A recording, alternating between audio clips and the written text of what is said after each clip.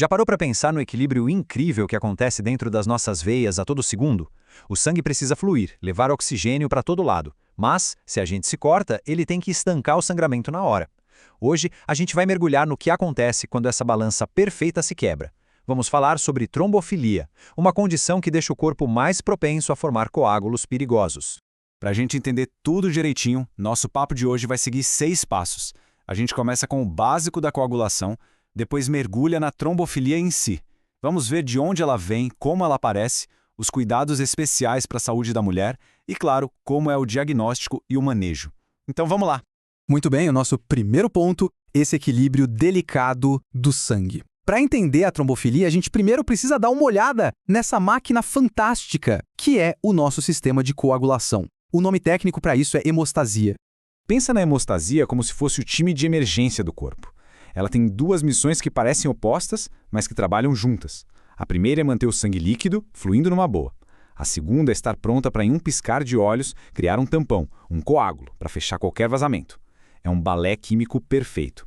Para simplificar, vamos imaginar um carro. O acelerador são os fatores que dão a partida na coagulação, que fazem o coágulo se formar. E o freio? Bom, o freio são as proteínas que controlam esse processo, que falam, opa, já chega, o coágulo não pode crescer mais do que isso. Um precisa do outro para tudo funcionar bem. Mas e se esse sistema perde o controle? O que acontece quando a balança pende mais para um lado do que para o outro? É exatamente aqui que a gente entra no coração do nosso assunto. Trombofilia é basicamente isso, a balança pendendo para o lado da coagulação. Usando a nossa analogia do carro, é como se o acelerador ficasse meio preso, sabe? Ou como se os freios estivessem gastos. O sistema fica com uma tendência a formar coágulos, mesmo quando não existe um corte ou uma lesão de verdade. Isso nos leva a um conceito super importante na medicina, a chamada tríade de Virchow. Pensa nela como uma receita para formar um coágulo. Geralmente, precisa de 3 ingredientes. O primeiro é a trombofilia, o sangue que já quer coagular. Mas só isso, às vezes, não basta. Precisa de um empurrãozinho, como o sangue ficar parado muito tempo ou a parede da veia se machucar. É a combinação que cria o perigo. Então, por que isso acontece? O que causa esse desequilíbrio? Vamos dar uma olhada nas causas, que a gente divide em 2 grandes caixas. As genéticas, que a gente herda, e as adquiridas, que a gente desenvolve. E o mais importante, qual o risco que cada uma delas traz? Começando pela genética, a causa mais comum de todas tem um nome e sobrenome, mutação do fator V de Leiden. De forma bem simples, essa mutação faz com que um dos aceleradores do nosso sistema, o fator V, se torne teimoso. Ele simplesmente ignora os sinais do freio natural do corpo. O resultado, ele fica ativo por mais tempo e aumenta a chance de formar um coágulo. Agora, aqui o negócio fica sério. O tamanho do risco depende de como essa mutação foi herdada. Se a pessoa herdou o gene de um dos pais, o risco de ter uma trombose aumenta a mais 7 vezes. Mas, se ela herdou de ambos os pais, aí a história é outra, e o risco dispara. 80 vezes. Isso mesmo, o risco se torna 80 vezes maior. É um aumento gigantesco que mostra o peso que a genética pode ter nesse equilíbrio tão delicado do nosso sangue. Claro que não é só o fator V de Leiden. Existem outras causas importantes. A mutação da protrombina, por exemplo, faz o corpo produzir muito acelerador, aumentando o risco de 2 a 3 vezes. Já as deficiências de proteína C ou S significam que os freios estão com defeito, o que eleva o risco em umas 10 vezes.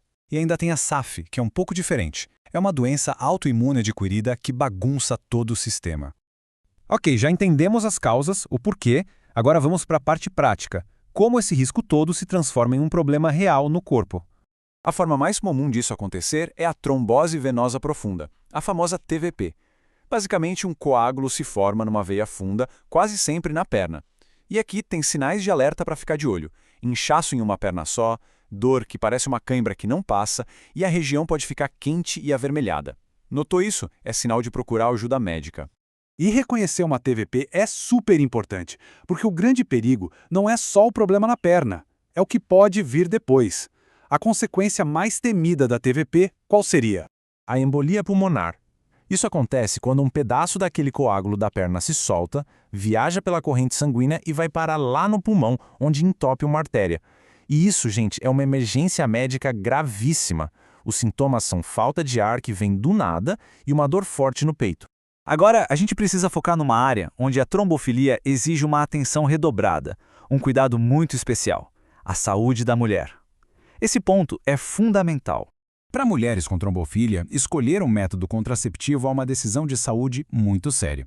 Métodos que têm estrogênio, como a maioria das pílulas combinadas, são geralmente contraindicados. O motivo? Eles aumentam ainda mais o risco de coágulos.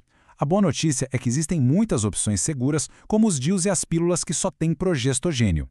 A gravidez, por si só, já é um estado que deixa o corpo mais propenso a coagular. O risco de trombose aumenta de 4 a 5 vezes para qualquer mulher. Agora, imagina para uma mulher que já tem trombofilia. Esse risco é multiplicado. Por isso, o acompanhamento médico de perto durante a gestação é absolutamente essencial para a saúde da mãe e do bebê. Para fechar, vamos falar sobre como a trombofilia é diagnosticada e, mais importante ainda, como dá para viver bem e com segurança tendo essa condição. É bom saber que o teste para trombofilia não é um exame de rotina que todo mundo faz. Ele é indicado em situações bem específicas. Por exemplo, uma trombose numa pessoa jovem sem um motivo claro, um histórico familiar muito forte, episódios que se repetem ou coágulos em lugares estranhos do corpo. E sobre tratamento, é chave entender que o objetivo não é curar a trombofilia, até porque as formas genéticas não têm cura. O objetivo é gerenciar o risco. Isso pode envolver o uso de anticoagulantes em momentos de maior perigo. E tão importante quanto, ter um estilo de vida que ajude, se manter ativo, controlar o peso e, claro, não fumar. E tudo isso nos leva à nossa mensagem final. Conhecer a própria condição, entender os riscos, isso transforma o medo em poder. A frase na tela diz tudo. O empoderamento do paciente é a ferramenta para transformar o medo do desconhecido em controle consciente da saúde. Saber quando procurar ajuda e como se cuidar permite que a pessoa viva uma vida normal e segura. No fim das contas, o conhecimento é a nossa melhor defesa.